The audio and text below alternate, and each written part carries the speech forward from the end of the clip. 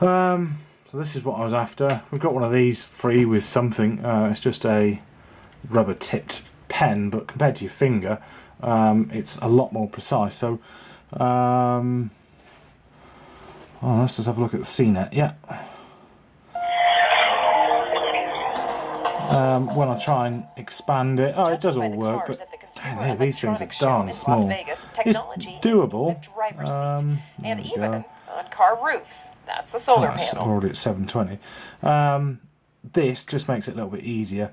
But to be honest, if you're doing anything in desktop mode, you're going to want a Bluetooth mouse, and then that's fine. In this mode, the reason why I've got this is because we've got OneNote, I can get Outlook, and more importantly to me, basically any desktop application, but I'm using this as a 10 or 11 inch laptop or netbook, and what I was doing beforehand, so we bought one of these from a partner a long time ago, and I test drove using Visual Studio on a netbook, and I found actually this is the original netbooks are pretty darn good. Okay, they're underpowered, and certainly although you can put Windows 8 on one of these old netbooks, there's just not enough power on there. The newer netbooks, which is what I was considering before I bought this, I was considering the Asus T100, and that was coming in at £400 for a 64GB Atom processor. So this, which is an i5, 4GB of memory and 120GB SSD, a fast SSD, it's a no-brainer. It's just, and this has got a 1080p display for a kind of a netbook replacement. This is fantastic. It comes with a keyboard, really nice screen, and for reviewing code and or just say if I was going to use OneNote, it's great. It's for this kind of thing as a netbook, it's fantastic. Loving it. As a tablet, however, so when you're comparing it to an iPad, well, I've had this for 4 years. This is an iPad 1, and the iPad's great as a tablet, as a play device for games and things like this. When I tried to get the iPad to be usable as, say, a remote desktop to a Visual Studio, so a Windows 8 computer, and I could do Visual Studio stuff, not so good. I mean, it works, but we're trying to make a tablet, and it's just a little bit too small into something that is like a netbook, and it just doesn't work as well. You're better off getting the netbook. However, this Windows 8 netbook type of arrangement doesn't work half as well as a tablet. So you're doing one trade-off the other. I prefer this. This is focused on productivity and being able to write stuff, do documents, do email. This does email just fine as well, but this is more focused on the games and entertainment. However, the big disadvantage for me on this, on whether it'll apply going forward, is this is now out of date. This, and even my old netbook, this is very dusty. This we can install the latest software on it. I can install Windows 8.1 if I wanted. It would be slow, well, it was slow, and I could download Netflix. On this, I've got Netflix. This interface, the Windows 8 apps, there isn't that many applications. It's disappointing. The games themselves are more expensive. There might be better games, maybe, or yeah, they're good games, but the applications themselves, there's not half as much. On here, on the iPad, we get you can get the free app of the day. You get the 12 days of Christmas free apps from Apple. You get lots of freebies, and the apps themselves tend to be quite small in size, and also cheap. you can pick up Dead Space for 69p. EA keeps doing these sales. All of these different discounted games. Over on the Windows Store, one, they're not even there, but they just don't have the discounted games. There's not that competition. So you have to pay more for less choice. One of the points people make is, well, I can install Steam and I can access all my games. I can access all my Steam games. Yes, you can, but most of those require a keyboard and mouse. So it's great. You can I can play Half-Life 2 on this. I can play lots of games as though it's a PC. Keyboard, screen, mouse works great. Most of those games don't work with a touchscreen. Yeah, it just doesn't work.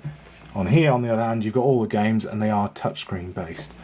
For your touchscreen games, you have to go to the store, and so we've got Sparkle 2 and the Skulls of Shogun, and they work really well. No problems there.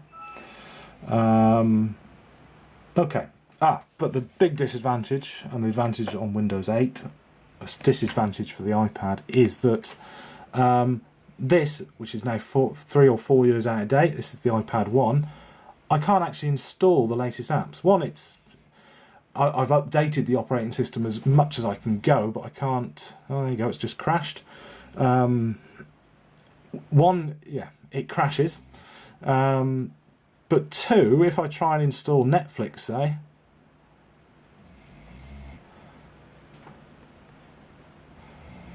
oh, come on.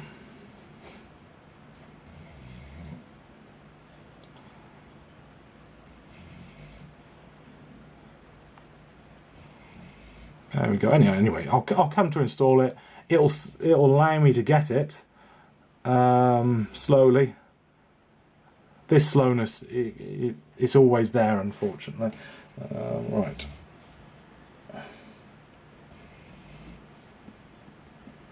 But anyway, I'll try and install it. It'll start it off, but then it'll say I need iOS 7, so I can't get Netflix, or iOS 6 or later.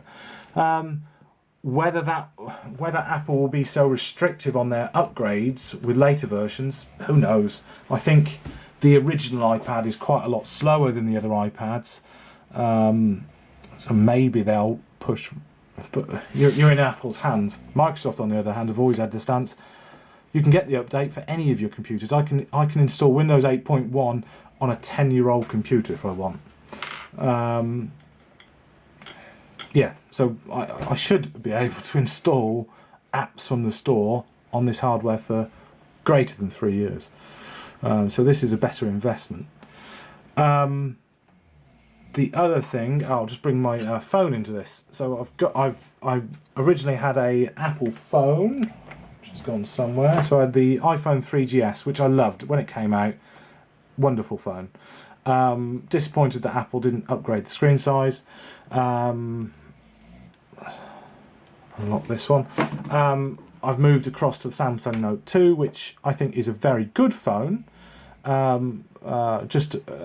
really would have liked something like the iPad Mini from Apple, but to work as a phone. That would be ideal, I think.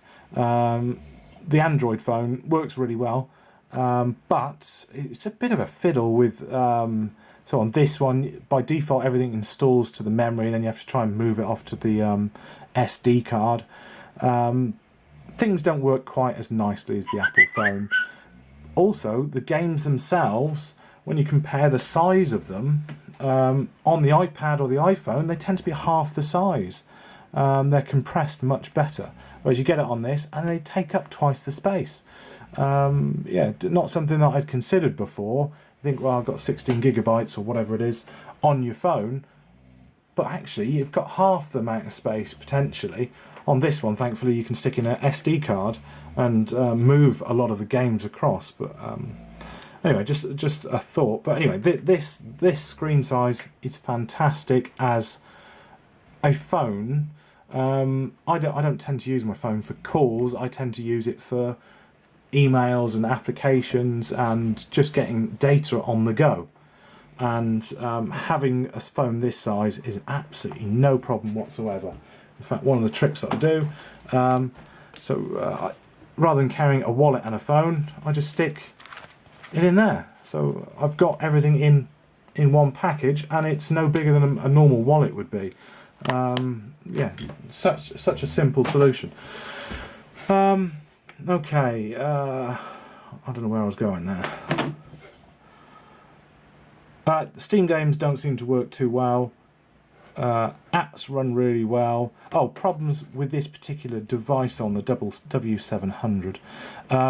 Sometimes the Bluetooth mouse goes slow.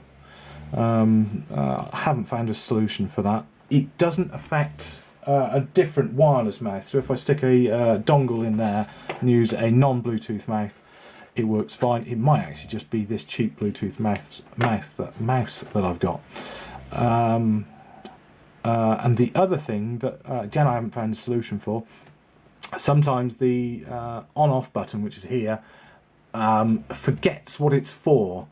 I don't understand how they managed to do this, but anyway, it turns on and off the narrator, and that's a known issue with these Acer models. You've gone on the forum, and what they say to do is you hold down the Windows Start button down here for 4 seconds, then you use the on-off button, and it's reverted back to its normal self. Okay, yeah, application experience. Let's just try a couple of things. So let's do YouTube. Oops. YouTube. Oh, MegaTube. There's no YouTube app for this, but let me get it up on both. Oops.